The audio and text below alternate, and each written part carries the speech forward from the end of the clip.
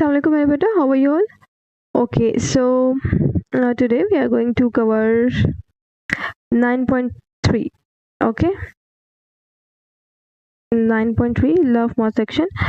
क्योंकि in 9.1 we have covered 9.1.1, 9.1.2 and 9.1.4. ठीक है, ये तीनों टॉपिक्स आपके कवर हो गए हैं। अच्छा, ये वाला हम इन द एंड करेंगे, क्योंकि जब आप कंप्लीटली चैप्टर पढ़ लेंगे देन यू कैन रिकॉग्नाइज ना कि कंडीशंस क्या है इक्विलिब्रियम के लिए नेसेसरी कंडीशंस। अच्छा, अब 9.2 थर्मल रिएक्शंस। बेटा ये आपके पास एक्चुअली एक डिफरेंट चैप्टर से लिया गया है, SLOs which is from thermodynamics, तो ये भी कंप्लीटली डिफरेंट है। अब अगर हम इसी के फ्लो में चलें तो 9.1.1 और इसके बाद 9.1.4 हमने यहाँ पे रिवर्सिबल रिएक्शंस पढ़ लिया और इक्विलिब्रियम रिएक्शन क्या है, केमिकल इक्विलिब्रियम क्या है, स्टेट। ठीक है, ओके। अब हमारे पास इसी से रिलेटेड एक लॉ है which is law of mass action, and हमने एक डेरिवेशन ड्राइव करनी है for equilibrium constant. Okay, so yes, let's start our class. Okay जी, so we have law of mass action. अब अगर डायरेक्टली अगर आप इसके स्टेटमेंट पे जाएंगे ना तो आपको कभी समझ नहीं आएगा ये लो, तो उससे पहले हम इसकी डेरिवेशन ड्राइव करते हैं। अच्छा, लास्ट क्लास में आपने क्या पढ़ा था, केमिकल इक्विलिब्रियम। सो बेटा व्हाट इज केमिकल इक्विलिब्रियम? ठीक है, तो जल्दी से रिवाइज कर लेते हैं। केमिकल इक्विलिब्रियम क्या था बेटा? केमिकल इक्विलिब्रियम और इक्विलिब्रियम इज अ स्टेट, ठीक है, इन विच और where rate of forward reaction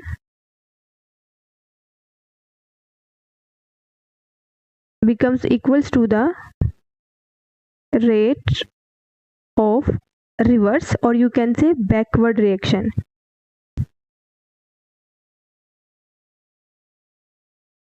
ठीक हो गया?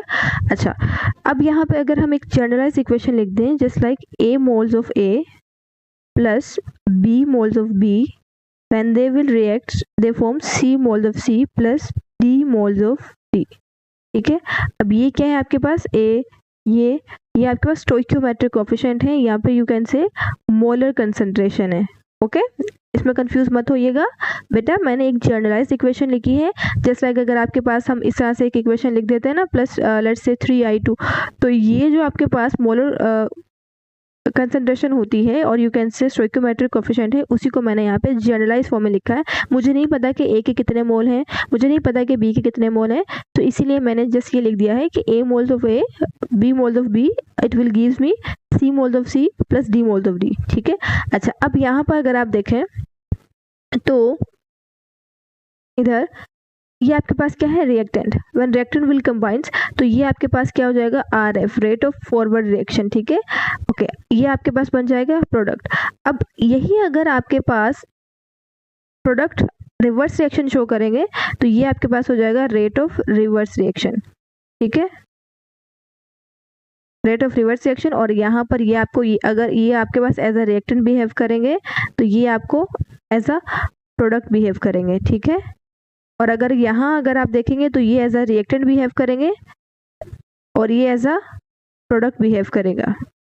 ठीक है बेटा, समझ आ रहा है? अब देखें, रिएक्टेंट थे आपके पास यहाँ पे और ये आपके पास क्या था, फॉरवर्ड डायरेक्शन। अगर इसी इक्वेशन को मैं सिंगल स्टेप में लिख दूं कि when A moles of A plus B moles of B reacts together they form C moles of C plus D moles of D, तो ये आपके पास क्या हो जाएगा, रेट ऑफ फॉरवर्ड रिएक्शन। ठीक है, इसी तरह से अगर मैं इसको लिख दूं, इसको दोबारा से इसी स्टेप को, C moles of C plus D moles of D reacts together they form A moles of A plus B moles of B। ठीक है, ये आपके पास सिंगल स्टेप में मैंने रिएक्शंस को लिख दिया। ठीक है, ये आपके पास एक इक्वेशन है जो कि मैंने जनरलाइज फॉर्म में लिख दी है। ओके ओके बेटा, so we have a generalize equation. ठीक है, when A moles of A reacts with B moles of B, ठीक है, it gives us C moles of C plus D moles of D। Okay, अब ये आपके पास forward reaction है, तो यहाँ पर अगर if we are going to write rate, तो आपके पास रेट कैसे लिखेंगे, RF।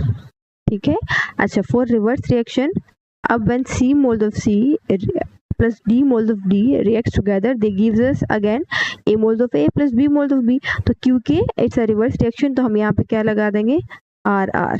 ठीक होगा, ये हमने एक इक्वेशन लिख ली ना जनरलाइज फॉर्म। अब हमने रेट ऑफ रिएक्शन फाइंड करना है for forward reaction and for backward reaction, ठीक है। यही हमने फाइंड करना है according to the law of mass action. बेटा देखिए, लॉ ऑफ मास एक्शन बहुत सिंपल है। ये क्या कहता है कि रेट ऑफ केमिकल रिएक्शन या रेट ऑफ रिएक्शन आप ये कह दें is directly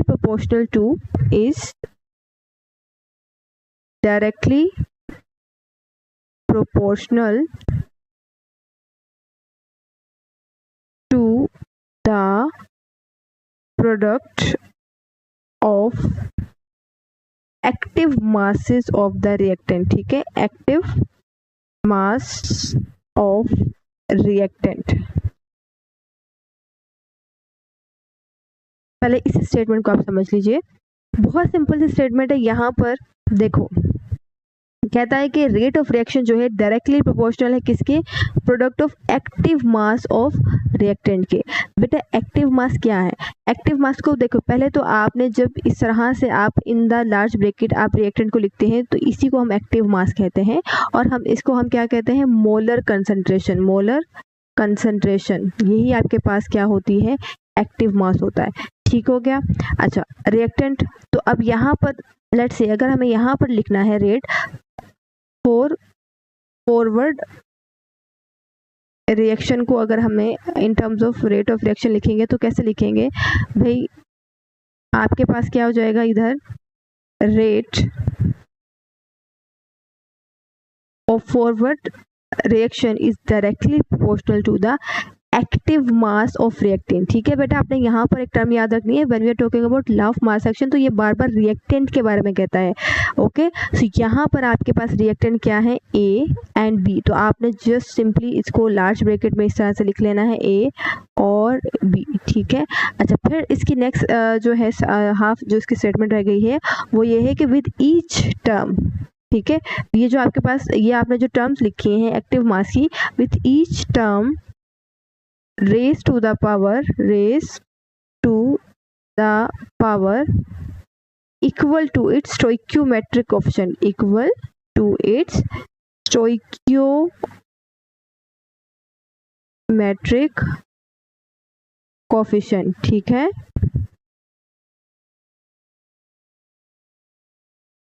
बेटा ये जो हमने यहाँ पर ये जो नंबर ऑफ मोल्स हैं इसको हम कह रहे हैं कि a moles of A, b moles of B, इसी को हम स्टोइकियोमेट्रिक कोएफिशिएंट बोलते हैं। सिंपल सी बात है, वो कहता है कि इसको आपने इन टर्म्स ऑफ द पावर लिख देना है, तो यहाँ पर हमने इसको उठाना है, ठीक है, और इस तरह से ये हमने इसको इन टर्म्स ऑफ पावर पुट कर देना है। यही आपके पास क्या है, लॉ ऑफ मास एक्शन है, ओके बेटा, ठीक है। अच्छा अब यहाँ पर अगर आपको पता है इस अगर इक्वेशन को अगर मैं सिंप्लीफाई करूँ तो आपको पता है कि जब भी हम डायरेक्टली प्रोपोर्शनल का साइन रिमूव करते हैं तो हम क्या पुट करते हैं, इक्वल एंड कांस्टेंट, ओके। तो यहाँ पर rate of forward direction equals to, because हम किसकी बात कर रहे हैं, फॉरवर्ड डायरेक्शन की, तो हम यहाँ पे फॉरवर्ड के एफ लिख देंगे, ठीक है, और हम इसी तरह से इसको लिख देंगे A to the power a and B to the power b. ये आपके पास आ गई एक equation for the forward reaction, ठीक है। अच्छा अब आपको पता है कि when we are going to talk about the reverse reaction, तो रिवर्स रिएक्शन में आपके पास यहाँ पर ये एज अ रिएक्टेंट बिहेव करेंगे, ओके। तो बहुत सिंपल सी बात है, आपने क्या करना है, अब अगेन यहाँ पे लिख लेना है फॉर रिवर्स रिएक्शन, ठीक है बेटा।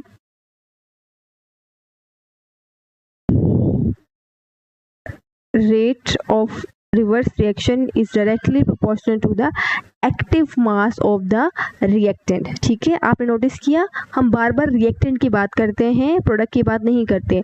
तो इन terms of the reverse reaction आपके पास रिएक्टेंट क्या होंगे, ये हो जाएगा आपके पास C to the power C and D to the power D, ठीक हो गया, ओके। अच्छा अब यहाँ पर हमने क्या करना है, इस डायरेक्टली प्रोपोर्शनल के साइन को जब रिमूव करेंगे तो क्योंकि we are talking about the rate of reverse reaction, तो हम यहाँ पे क्या पुट कर देंगे, ए आर, ठीक है, again c to the power c and D to the power d, ठीक हो गया। नेक्स्ट, अच्छा आपको पता है 8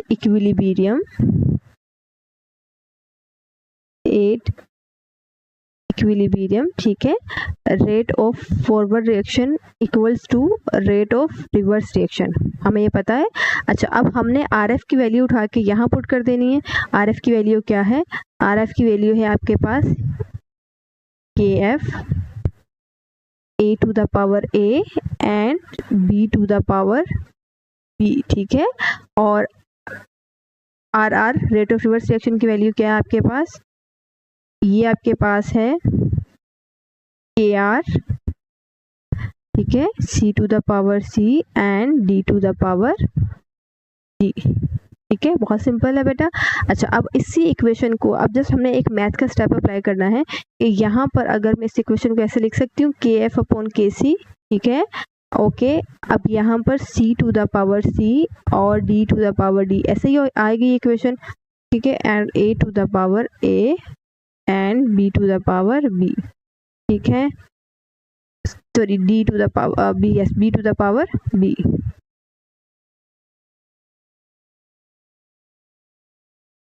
ओके, अच्छा, अब यहाँ पर देखें, क्योंकि के एफ आपके पास इक्विलिब्रियम कांस्टेंट है फॉर फॉरवर्ड डायरेक्शन, और अगर आपके पास के जो आर है यहाँ पे ये किसके इक्वल है? रेट ऑफ रिवर्स रिएक्शन के, ठीक है, equilibrium constant for the reverse reaction, ठीक है। अच्छा, अब क्योंकि दोनों को हम क्या करेंगे, के एफ अपॉन के सी, इसको हम लिख सकते हैं इन टर्म्स ऑफ द के सी, ठीक है।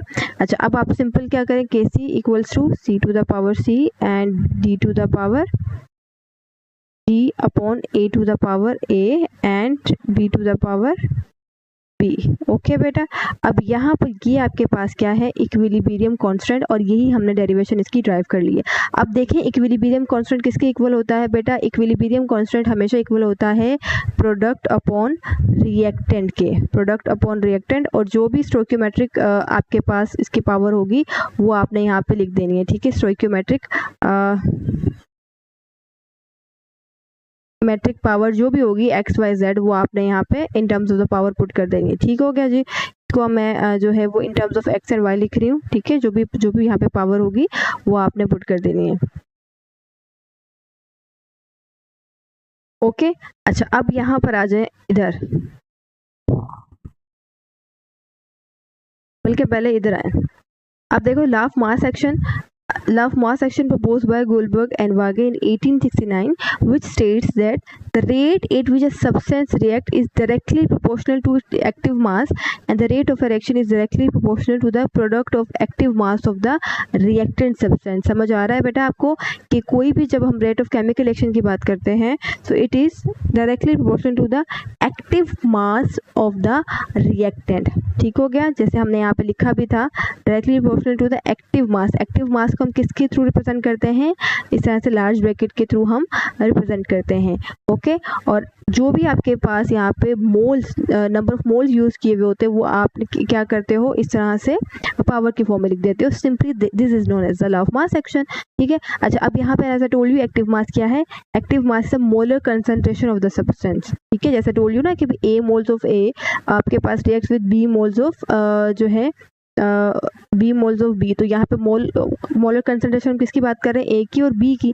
तो आपने सिंपली क्या करना है, इन्हीं को आपने जो है in the form of the large bracket लिख देना। फिर इट इज एक्सप्रेस इन मोल पर क्यूबिक डेसीमीटर।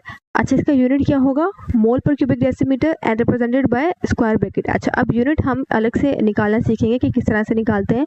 सिंपली बेटा अगर हम कंसंट्रेशन की बात करते हैं तो ऑब्वियसली कंसंट्रेशन का यूनिट क्या होता है?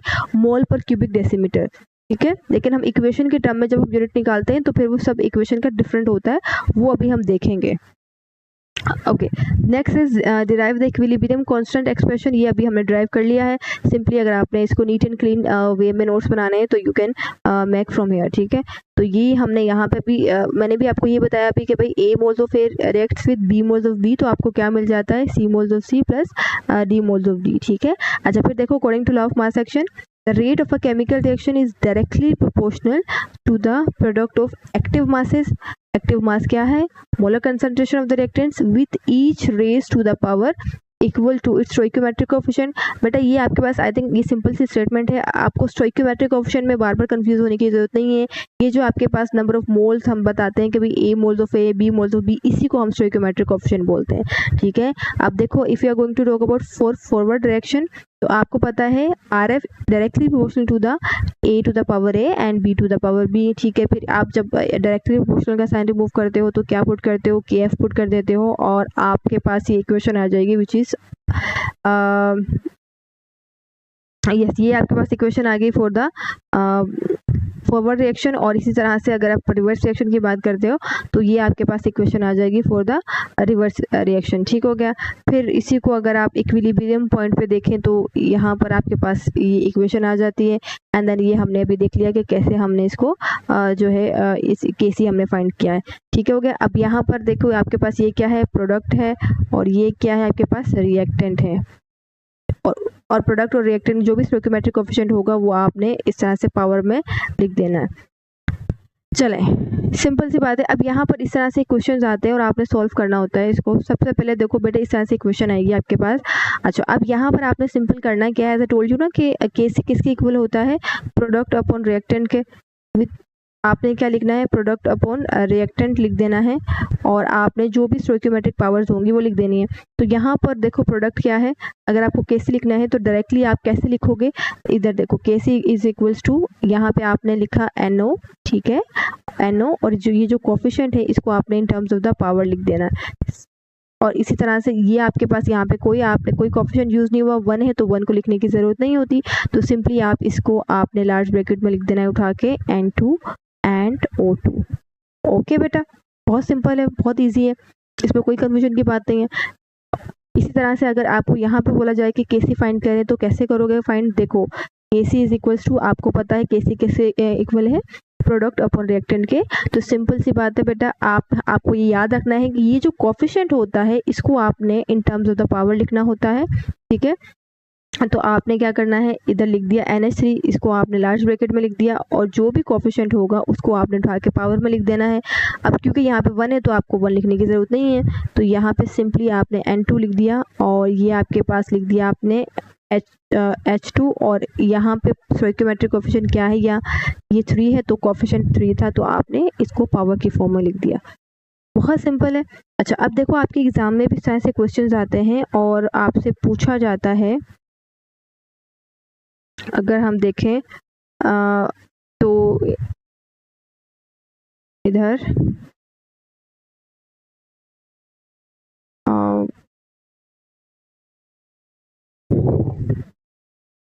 ये देखें आपके एग्जाम में भी सिंपल बेटा इसी तरह से क्वेश्चन आते हैं। लेट्स से आपको एक इक्वेशन दी गई है, ठीक है। अच्छा, अब आपने यहाँ पे केसी फाइंड करना है, तो बहुत सिंपल सी बात है, आपने क्या करना है, आपको पता है केसी किसके इक्वल होता है, प्रोडक्ट अपॉन रिएक्टेंट के, ठीक हो गया। और जो भी स्टोइकियोमेट्रिक आपके पास पावर होती है वो आपने लिख देना होता है, ठीक हो गया। अच्छा, अब यहाँ पर देखो आपके पास यहाँ पर प्रोडक्ट क्या है, ये है, तो आपने क्या करना है, केसी इज इक्वल्स टू, आपने इस तरह से लिख देना है +3। बेटा सिर्फ आपने coefficient in terms of the power लिखना होता है, बाकी आपने कुछ भी चेंज नहीं करना होता, ठीक है। प्लस अब यहाँ पर आपके पास क्या है, OH नेगेटिव,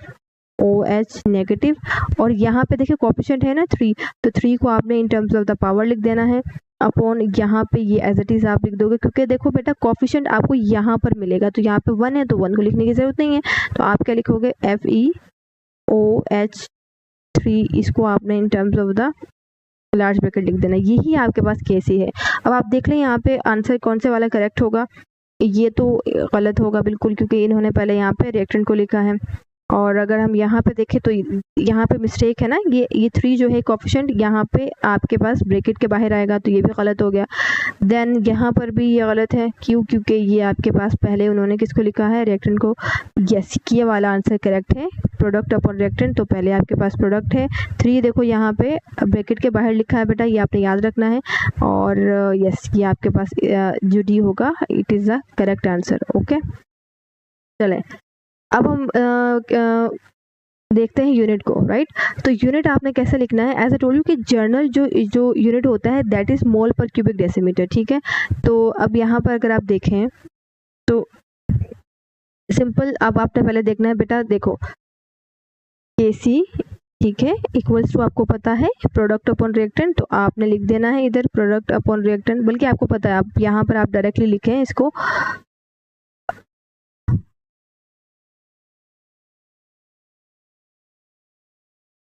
HI, ठीक है, और इधर आपको पता है, आपने यहाँ पे ये वाला जो कोफिशिएंट है इसको आपने पावर की फॉर्म में लिख देना है, और फिर यहाँ पे ये हो जाएगा H2 और ये हो जाएगा I2, ऐसे करेंगे। ओके बेटा, अब क्योंकि आपको पता है कि यहाँ पे जो जनरल यूनिट होगा हर टर्म के लिए वो मोल पर क्यूबिक डेसीमीटर होगा, तो फॉर HI, ठीक है, HI आपके पास क्या होगा, मोल। अच्छा, इधर एक और आप पॉइंट याद रखें, देखो हमारे पास यूनिट क्या है, मोल पर क्यूबिक डेसीमीटर। बेटा अब यहाँ पर -3 नहीं आएगा, जब हम इसको डायरेक्टली अपॉन के फॉर्म में लिखते हैं तो हम सिंपली क्या लिखते हैं, इस तरह से मोल पर क्यूबिक डेसीमीटर। लेकिन अगर मैं इसको सिंप्लीफाई करके लिखूं तो I can write like this, mole पर क्यूबिक डेसीमीटर, दोनों एक ही बात है, ऐसे लिखो या ऐसे लिखो, ठीक हो गया। तो हम क्या करेंगे, इस तरह से लिखेंगे मोल पर क्यूबिक डेसीमीटर, ओके, क्योंकि यहाँ पर इसके ऊपर पावर है तो यहाँ पर भी हम लिख देंगे 2, ठीक हो गया। अच्छा, फिर अब यहाँ पर आएगा तो H2 का यूनिट क्या होगा, यहाँ पे मोल पर क्यूबिक डेसीमीटर, और इसी तरह से फॉर I2 भी क्या होगा, मोल पर क्यूबिक डेसीमीटर। बेटा अब यहाँ पर आपके पास कितनी टर्म्स है, मोल पर क्यूबिक डेसीमीटर का स्क्वायर है ना, तो एक टर्म इसके साथ कैंसिल हो गई, एक इसके साथ कैंसिल हो गई, तो यहाँ पर आपके पास यूनिट क्या बचेगा, कुछ भी नहीं बचेगा। तो इस केस में आपके पास आप लिखोगे नो यूनिट, ओके।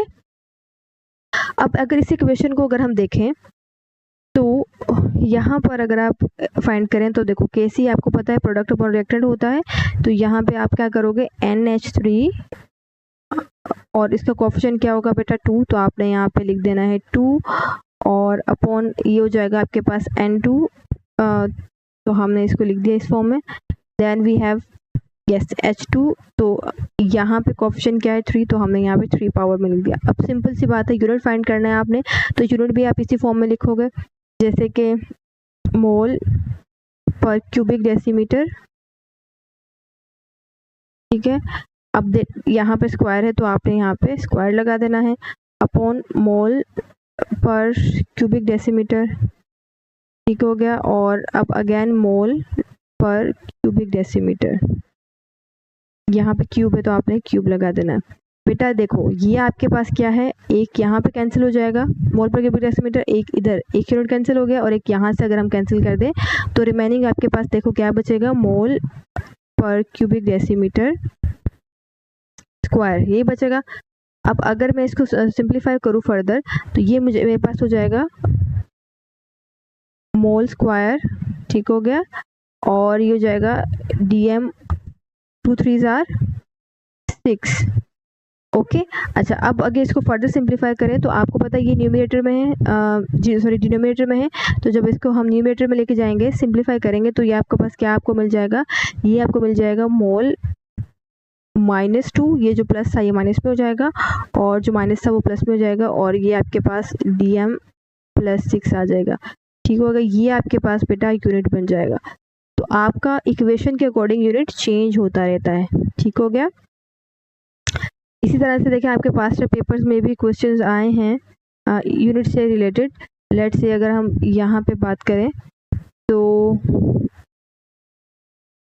यस, अब इधर देखिए आपके पास आपको एक Kc डायरेक्टली दिया गया है, तो अब आप इसका यूनिट कैसे फाइंड करेंगे, आपको पता है यहाँ पर देखो इधर मोल, बल्कि यहाँ पे देखिए मोल पर क्यूबिक डेसीमीटर, ठीक है, अपॉन मोल पर क्यूबिक डेसीमीटर, क्योंकि यहाँ पे स्क्वायर है तो आपने भी यहाँ पे स्क्वायर ले लेना है।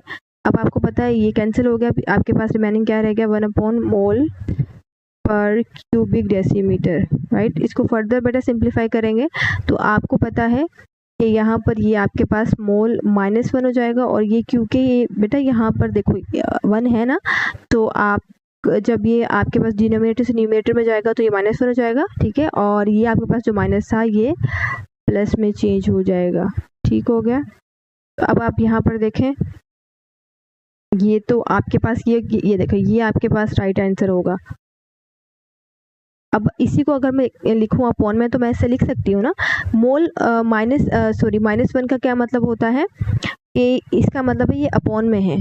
जब भी -1 होता है तो इसका मतलब क्या है, वो अपॉन में है। माइनस है तो मतलब वो अपॉन में है, और यहाँ पर ये प्लस है तो ये इस तरह से ये आपके पास आ जाएगा। ये इसको ऐसे लिख दो या इसको ऐसे लिख दो, एक ही बात है। तो this is the right answer. ठीक हो गया।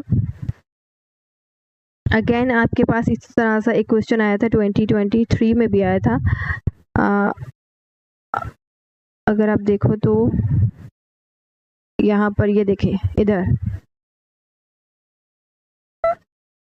ये आपके पास इक्वेशन दी गई है और आपको कहा गया है कि if all the reactants and products are used in molar concentration then what will be the unit for equilibrium constant. तो पहले तो आपने पहले इसको जल्दी से लिख लेना है। केसी कैसे सॉल्व करेंगे बेटा, आप लिख लें इसको, केसी इज इक्वल टू, आपको पता है एक प्रोडक्ट और रिएक्टेंट क्या होता है, तो आप लिख लें यहाँ पे प्रोडक्ट क्या है आपके पास, I2 लिख लिया आपने, NCl2, ठीक है, अपॉन आप किसके है, ICl, और क्योंकि आपको पता था कि यहाँ पे कोफिशिएंट यूज हुआ है 2, तो आपने 2 लिख लेना है सिंबल। अब आपने यहाँ पे, आपको पता है कि इसका यहाँ पे यूनिट क्या होगा, मोल पर क्यूबिक डेसीमीटर, मोल पर क्यूबिक डेसीमीटर, और इधर भी इसका यूनिट क्या होगा, मोल, इसके लिए मोल पर क्यूबिक डेसीमीटर। ठीक हो गया। ओके, अपॉन में यहाँ पे मोल पर क्यूबिक डेसीमीटर, क्योंकि यहाँ पे स्क्वायर यूज हुआ है तो आप भी यहाँ पे स्क्वायर लगा देंगे। अब यहाँ पर देखो ये कैंसिल हो जाएंगे, तो आपके पास यहाँ पे नो यूनिट, कोई यूनिट नहीं होगा, तो D would be the right answer. Okay, बहुत सिंपल सी बात है बेटा। ये क्वेश्चन आता है, मस्ट आता है इन टर्म्स ऑफ, आपको दिया जाता है, या तो आपको कहा जाएगा केसी फाइंड करें, या आपको इक्वेशन दी जाती है और आपको यहाँ पे जो है यूनिट फाइंड करना होता है, तो ये आता ही है, मस्ट। ठीक है, हर साल देखें ये क्वेश्चन रिपीट हुआ है।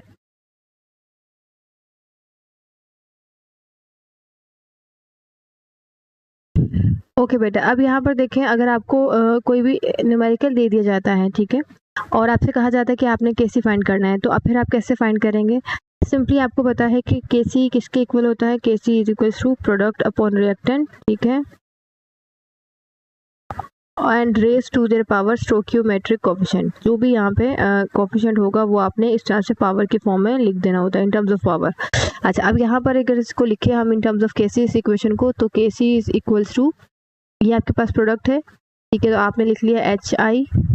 ओके, यहाँ पे कोफिशिएंट क्या है 2, तो आपने इन टर्म्स ऑफ पावर लिख लिया 2 को, अपॉन H2, तो हमने लिख दिया इधर H2, ठीक हो गया, एंड देन I2, इस तरह से हमने लिख लिया है।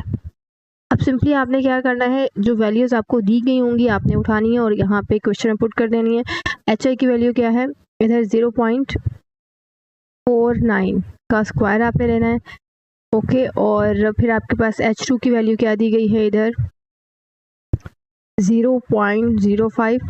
ओके, और I2 की वैल्यू कितनी दी गई है यहाँ पर आपको, 0.06।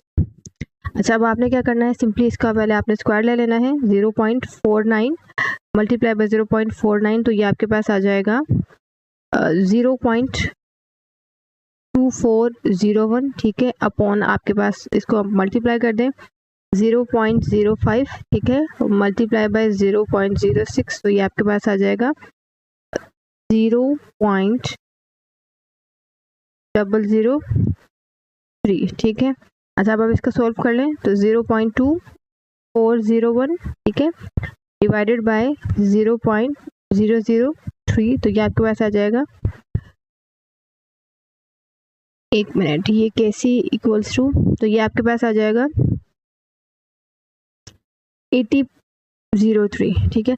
अच्छा, आप इसको अगर आप ऐसे लिख लें, या फिर ये आप ऐसे लिख लें 1 and 2, तो ये हो जाएगा 0.8 × 10⁻⁻²। आप ऐसे भी लिख सकते हो या फिर आप सिंपली ऐसे भी लिख सकते हो, ठीक हो गया। अच्छा, अगर if you are going to talk about the इसका यूनिट क्या होगा, तो यहाँ पर आप देखें तो ये हो जाएगा आपके पास मोल पर क्यूबिक डेसीमीटर का स्क्वायर ले लेंगे आप, और यहाँ पर मोल पर क्यूबिक डेसीमीटर, ठीक है, और इधर भी मोल पर क्यूबिक डेसीमीटर, मोल पर क्यूबिक डेसीमीटर। ओके बेटा, अब ये कैंसिल आउट हो जाएंगे, तो आपके पास यहाँ पे कोई यूनिट भी नहीं बचेगा। ऑलराइट। फिर इसी तरह से आपके पास यहाँ पर भी इधर इक्वेशन देखें आप तो okay, for the formation of ammonia by Haber's process, hydrogen and nitrogen react reversibly at 500 degree Celsius as follows। अच्छा, यहाँ पर अगर आप देखें तो आपके पास नाइट्रोजन है एंड इधर आपके पास हाइड्रोजन है, ठीक है। अच्छा, ये बहुत फेमस रिएक्शन है, production of ammonia bye Haber's process, right. तो यहाँ पर अगेन अगर आपको यहाँ पे केसी फाइंड करना है तो KC is equals to product upon reactant. तो आपके पास यहाँ पे प्रोडक्ट क्या है, NH3, तो आपने इस तरह से लिख दिया NH3, ठीक है, raise to the power 2 upon N2, और फिर आपके पास हो जाएगा 3H2 सॉरी H2, और यहाँ पर 3 किस पे आ जाएगा, इधर पावर की टर्म में आ जाएगा। ओके, चलें, अब यहाँ पे आपने जिस वैल्यूज़ पुट करनी है तो वैल्यूज़ देखें यहाँ पे क्या हो जाएगी आपके पास। नाइट्रोजन की क्या वैल्यू है, इधर आपको दी गई है 0.602, ठीक हो गया, और हाइड्रोजन की कितनी वैल्यू दी गई है 0.420, एंड अमोनिया की क्या वैल्यू दी गई है 0.113। आपने क्या करना है, इसको स्क्वायर कर लेना है। अब इसको सॉल्व कर लें, ठीक है। सिंपली अगर आप इसको सॉल्व कर लें तो आपका आंसर आ जाएगा। ओके, आप देखें 0.113 मल्टीप्लाई बाय 0.113, तो ये आपके पास आ जाएगा 0.012769, ठीक है, अपॉन, अब यहाँ पर इनको मल्टीप्लाई कर लीजिए आप इसमें 0.602 मल्टीप्लाई 0.420, ठीक है, एंड द आंसर इज 0.25284, ठीक है। चलिए अब इसको सॉल्व कर ले फर्दर। 0.012769 डिवाइडेड बाय 0.25284, ठीक है, तो ये आपके पास आ जाएगा 0.05 AC इज इक्वल्स टू 0.05, ठीक है। अच्छा, इसी तरह से ये भी आपने क्वेश्चन सॉल्व करना है बेटा, ये भी बिल्कुल सेम वैसे ही आपने यहाँ पे इक्विलिब्रियम अच्छा, यहाँ पे आपने इक्विलिब्रियम कंसंट्रेशन फाइंड करनी है। कैसे कि आपके पास यहाँ पर देखो, पहले इसका हम डेटा बना लेते हैं ताकि आपको समझ आ जाए यहाँ पे फाइंड क्या करना है। तो for a reaction between PCl3 and PCl2 to form PCl5, ठीक है, आपके पास क्या है, व्हेन PCl2 रिएक्ट्स PCl3, ठीक है, रिएक्ट्स विद Cl2, तो आपको क्या मिलता है PCl5, ठीक हो गया। अब आपने इक्वेशन को बैलेंस कर लेना है। फॉस्फोरस कितने हैं 1, यहाँ भी 1, क्लोरीन कितने हैं 3 एंड 2 5, और यहाँ भी इक्वेशन आपकी बैलेंस है। अब यहाँ पे इक्विलिब्रियम कांस्टेंट Kc आपको दिया गया है, राइट। Kc क्या है 0.13 मोल पर क्यूबिक डेसीमीटर, ठीक है, और इधर लिख रहे हैं मोल पर क्यूबिक डेसीमीटर, ठीक हो गया। उसके बाद when the equilibrium concentration of PCl3 and Cl2 are, अच्छा, फिर यहाँ पे आपको दिया गया है कि PCl3 की कंसंट्रेशन कितनी है, वो है आपके पास, और Cl2 की कंसंट्रेशन कितनी है, तो ये आपके पास हो जाएगा 10.0 और ये हो जाएगी 9.0, ठीक है। आपने फाइंड क्या करना है, PCl5 की कंसंट्रेशन फाइंड करनी है, इसकी आपने कंसंट्रेशन फाइंड करनी है। तो वही सिंपली आप क्या करोगे, आपको पता है Kc is equal to product upon reactant, तो प्रोडक्ट क्या है यहाँ पे आपके पास PCl5, राइट, और रिएक्टेंट क्या है PCl3, और ये आपके पास हो जाएगा Cl2। सिंपली आप वैल्यू पुट कर देंगे बेटा। यहाँ पे Kc की वैल्यू कितनी दी गई है 0.13, तो आपने यहाँ पे 0.13 पुट कर दिया, एंड देन PCl5 आपने फाइंड करना है, और फिर आपके पास ये हो जाएगा। अच्छा, अगर सिंपली आप इसको देखें तो कैसे सॉल्व करेंगे, आपको पता है कि यहाँ पर ये वैल्यूज़ ये डिवाइड हो रहा है तो यहाँ जाके मल्टीप्लाई हो जाएंगी, ठीक है, ये यहाँ पे डिवाइड हो रही है, यहाँ जाके मल्टीप्लाई हो जाएंगी। सिंपली आपने यहाँ पे इसको मल्टीप्लाई कर देना, किसके साथ 10.0 के साथ और 9.0 के साथ, तो आपके पास जो वैल्यू आ जाएगी ये PCl5 की वैल्यू आ जाएगी। बहुत सिंपल है, ठीक है।